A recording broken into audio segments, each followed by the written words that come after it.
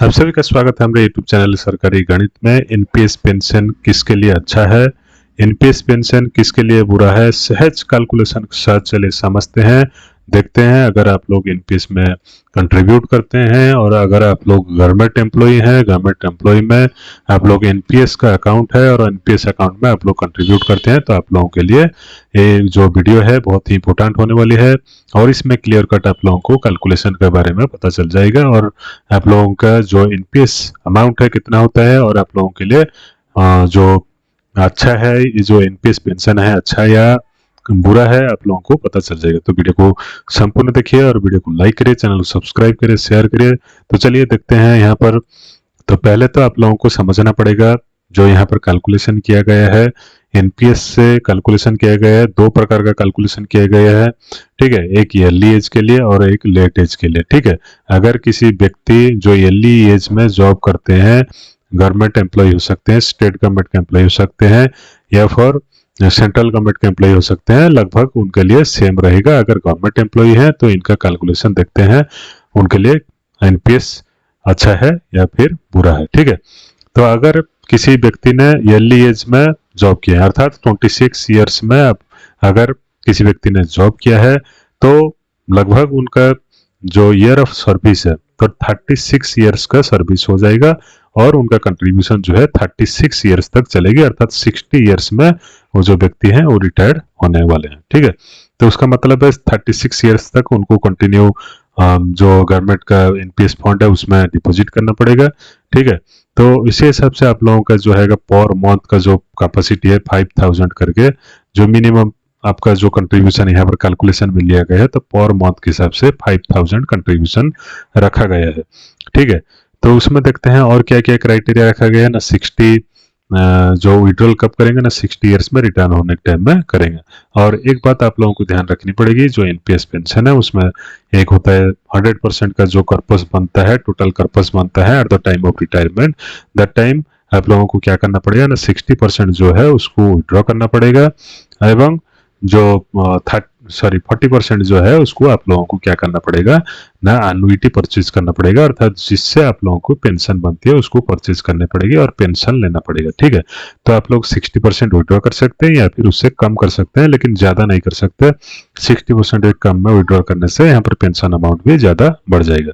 तो यहाँ पर लिया गया है कितना ना, रेट ऑफ इंटरेस्ट को 8.35% में रखा गया है, अगर इसलिए कि म्यूचुअल फंड, इन्फ्लेमेशन सब मिलाकर आप लोगों का इसमें आ जाएगा।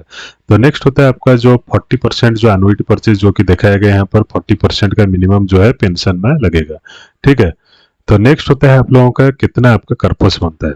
तो देखिए यहाँ पर अगर एलडीएच में आप लोग जॉब करते हैं और आपका जो मंथली कंट्रीब्यूशन है जो कि 5000 का रहता है, तो आप लोगों का जो बन जाता है कितना लमसम ना, कॉर्पस अमाउंट देखिए कितना बनता है 1.78 करोड़, ठीक है। 1.8 करोड़ के आसपास आप लोगों का जो है टोटल कॉर्पस बन जाता है। टोटल कॉर्पस का मतलब होता है जितना आपने डिपॉजिट किया था और गवर्नमेंट में, इसका मतलब है 10% आपका, 14% आप लोगों का गवर्नमेंट का। तो टोटल कुल मिलाकर जो 24% होता है वो यहाँ पर मिल गया 1.8 करोड़।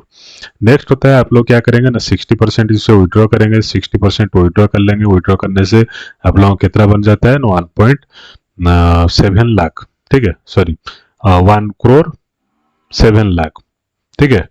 1 करोड़ 7 लाख आप लोगों का क्या हो जाता है ना, विड्रॉ करेंगे, ठीक है, 1.07 करोड़। उसका मतलब 1 करोड़ 7 लाख आप लोग क्या करेंगे यहाँ पर ना, विड्रॉ कर सकते हैं as a lump sum amount. Lump sum का मतलब है एक ही साथ आप लोगों को 1 करोड़ रुपीस मिलने वाली है, ठीक है। उसके साथ साथ आपका जो 40% बनता है कितना, 70 और 80 लाख पास आसपास जो मिलता है, ये होता है क्या, एनुइटी, अर्थात उसमें आप लोगों का पेंशन बनता है जो कि 40% आप लोगों का पेंशन, सॉरी 40,000 आप लोगों का पेंशन बनता है। तो इसके कैलकुलेशन के हिसाब से आप लोग 1 crore at a time withdraw करेंगे, उसके साथ साथ 40,000 का आप लोगों का पेंशन, मंथली पेंशन बन जाएगा। इसमें किसी भी प्रकार का डीए इन्वॉल्व व इंक्लूड नहीं है, ठीक है, डीए भी नहीं मिलेगा आपको एनपीएस में, ठीक है। नेक्स्ट होता है आप लोगों का, ये गया किसका ना, अगर आप लोग ईयरली एज में जॉब करते हैं। नेक्स्ट होता है आप लोगों का अगर लेट ईयर में आप लोग जॉब करते हैं तो लेट का मतलब है 40 ईयर्स, 35 ईयर्स या फिर 42 ईयर्स में आप लोग जॉब करते हैं। कोई भी गवर्नमेंट में, स्टेट गवर्नमेंट या सेंट्रल गवर्नमेंट में करते हैं और सेम पैटर्न में 5000 रुपीज पर मंथ के हिसाब से जो कंट्रीब्यूट करते हैं एनपीएस पार्टी में, तो आप लोगों का जो अमाउंट है वो कितना बन जाता है उसको चलिए देखते हैं। तो यहाँ पर वही 60 सेम लिया गया है। 60 ईयर्स में आप लोग रिटायर्ड होंगे, 60 ईयर्स में आप लोग विड्रॉ करेंगे, 60% आप लोग विड्रॉ करेंगे, 40% आप लोग एनुइटी परचेज करेंगे या पेंशन परचेज करेंगे, तो आप लोगों का कितना बन जाएगा। रेट ऑफ इंटरेस्ट भी सेम रखा गया है, जैसे कि आप लोगों का 8.35 रखा गया है और 40% का आप लोगों का पेंशन बनेगा। तो नेक्स्ट होता है, देखिए आप लोगों का कितना आप लोगों का परसेंटेज जो है बनता है। ठीक है, तो यहाँ पर देखिए आप लोगों को जो कैलकुलेशन के हिसाब से आप लोगों का जो प्रोजेक्टेड कॉर्पस अमाउंट है ओनली 40 लाख। ठीक है, आपका जो प्रोजेक्टेड कॉर्पस है 40 लाख। यहाँ पर जो एज लिया गया था 40 ईयर्स का में आप लोग जॉब किए थे, उसका मतलब है 20 ईयर आप लोगों का ओनली कंट्रीब्यूट किया गया है। 20 ईयर में आप लोग जो कंट्रीब्यूट किए थे 10%, गवर्नमेंट का 14%, तो कुल मिलाकर जितना हुआ 40 लाख आप लोगों का। ठीक है, कितना हुआ है ना, 40 लाख का आपका जो कॉर्पस अमाउंट बना है, और उसी से आप लोगों को क्या करना है ना, लमसम अमाउंट भी उठाना है। लमसम अमाउंट का मतलब है 60% आप लोगों को उठाना है, जो कि बनता है 24 लाख। ठीक है, 24-25 लाख के आसपास बनता है, जो कि आपका लमसम विड्रॉ करेंगे। उसके साथ साथ आपका जो मंथली पेंशन बनता है कितना ना, 9000। ठीक है, 9000 का आप लोग क्या करेंगे, 9000 का आप लोग का जो है पेंशन, मंथली पेंशन आप लोग विड्रॉ करेंगे। ठीक है, तो इसी हिसाब से आप लोगों का जितना बनता है आप लोगों का पता चल गया। उसका मतलब है यहाँ पर 9000 आप लोग पेंशन पाए और 24 लाख ओनली लमसम पाए। यहाँ पर देखिए अगर अर्ली एज में जॉब करते हैं तो 78 लाख में जो परचेज किए 1 करोड़ का 1 करोड़ आप लमसम लिए, उसके साथ साथ 40,000 का आप लोगों को पेंशन मिल गया। तो उसका मतलब यह है, आप लोग क्या समझे इस वीडियो से कैलकुलेशन के द्वारा, अगर आप लोगों का जो एज है, ठीक है, अगर आप लोगों का एज अर्ली एज में आप लोग जॉब करते हैं, मतलब आपका 25 ईयर्स या 28 ईयर्स में जॉब कर लेते हैं, तब आपके लिए जो एनपीएस पेंशन है वो बेटर हो जाता है। ठीक है, एनपीएस पेंशन बेटर हो जाता है, इसलिए ना एनपीएस में ज़्यादा कंट्रीब्यूशन होता है और ज़्यादा कंट्रीब्यूशन में ज़्यादा बेनिफिट भी, आपका म्यूचुअल बेनिफिट भी मिलता है, जो कि आप लोगों का पेंशन और जो आपका लमसम है सब में कैलकुलेशन में बढ़ता है।